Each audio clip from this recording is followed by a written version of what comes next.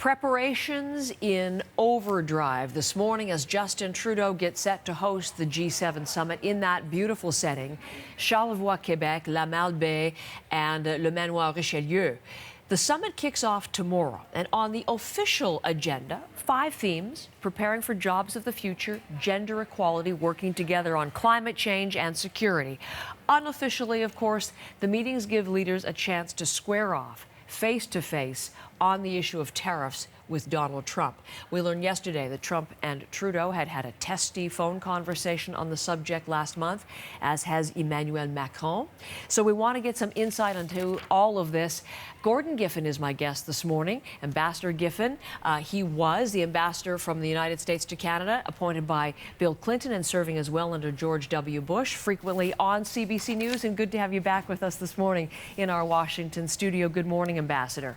Good morning. Delighted to be with you. I wish I was going to be in Quebec. Well, it sounds like one not to miss, really, doesn't it? I mean, the man who is where you are in Washington, getting set to arrive in Charlevoix, facing 6 other leaders who are frustrated, tense, angry, perhaps, over everything from the environment to Iran and especially now of late to trade. In general, how do you think this is going to go? Well, my guess is no better than anybody else's on that score.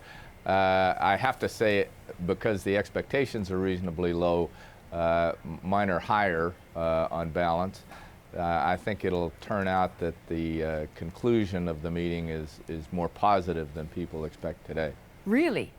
Because Yeah. what we're hearing from the White House is there is discussion about whether even Trump should sign on to any joint agreement, which is, of course, customary at the end of these sorts of things. Yeah, I don't think the American delegation, obviously led by the president, in the final analysis is going to be rude to our hosts. So I think in the final analysis they'll conduct themselves in a way that's positive. We do have obviously the tariff issue in front of us. It's if not unprecedented, out of the ordinary. We never had a circumstance like this during my years, but I think the discussions will end up mitigating the situation. You do. What leads you to be so positive, given the kind of language that we've heard from the president of late? Well, I think one of the things that we have to learn over time is that President Trump has a certain style of trying to achieve his outcome. It's based on his years in the private sector. He's not imbued with the niceties of protocol and diplomacy. It's just a different style, and I think it's more direct, and it may be undertaking to use more leverage than you usually find. But in the final analysis, I think he's goal-oriented, and a dispute is not the goal. But for Donald Trump to win, it seems that everyone else at that table would have to lose. Well, I hope that's not right. I hope that's not a zero-sum game. And in my view, frankly, I'm more interested in the continental outcome than I am necessarily what's going on with respect to other economies and the tariffs that might apply elsewhere. I've got my views on that, but I actually think the Canadian circumstance is out of the ordinary.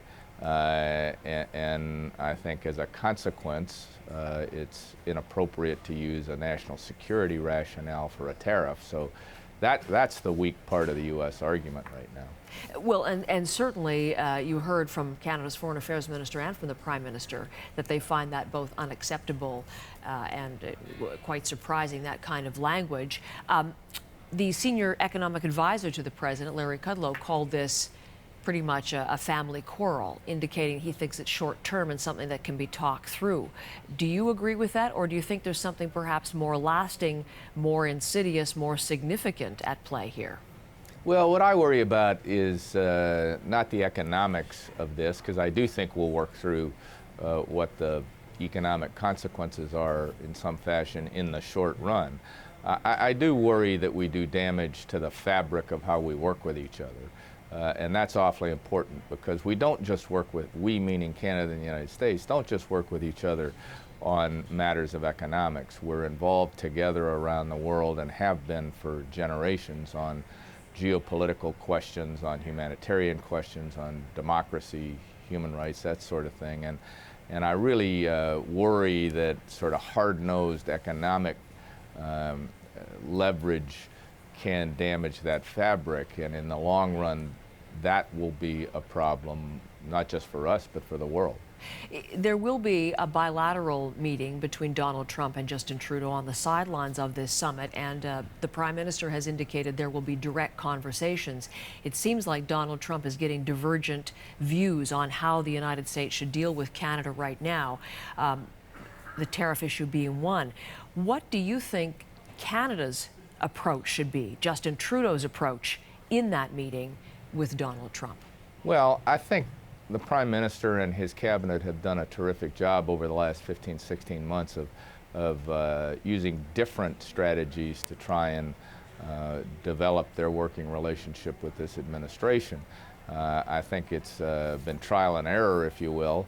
I think at this stage, I think the approach of being direct, being certain about Canada's interests and advancing those directly with the President is the best course of action. I will say, though, that the chemistry between two leaders really matters. And it doesn't mean that you have to agree all the time. Brian Mulroney didn't always agree with Ronald Reagan. Jean Chrétien didn't always agree with Bill Clinton, but they had very, very strong bonds. And I think to the degree, not by being weak, not by being a supplicant in any way, but by developing in these one-on-one meetings a chemistry can really make a difference, and I hope that this is another building block in that direction. It sounds like they are rather acrimonious, the state of relations right now, given the testy phone call we understand they had not too long ago. Can I just broaden it out to conclude? You talked about the dynamics between the two leaders, but in terms of this bigger group, many of the leaders who are going to be at that G7 table have had private conversations, have invested a great deal in trying to dissuade Donald Trump from moving down this America First path that he has pursued.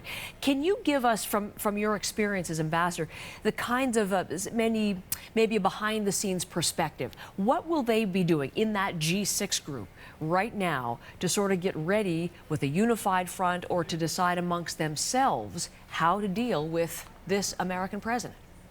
Yeah, I think that is going on, and in some ways I am worried about that. I hope that it doesn't turn out that the meeting is simply let's gang up on President Trump.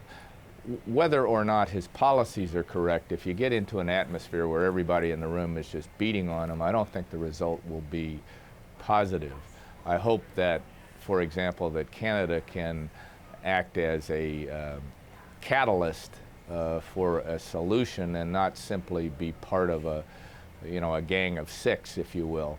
So I think there's some art to how this is handled.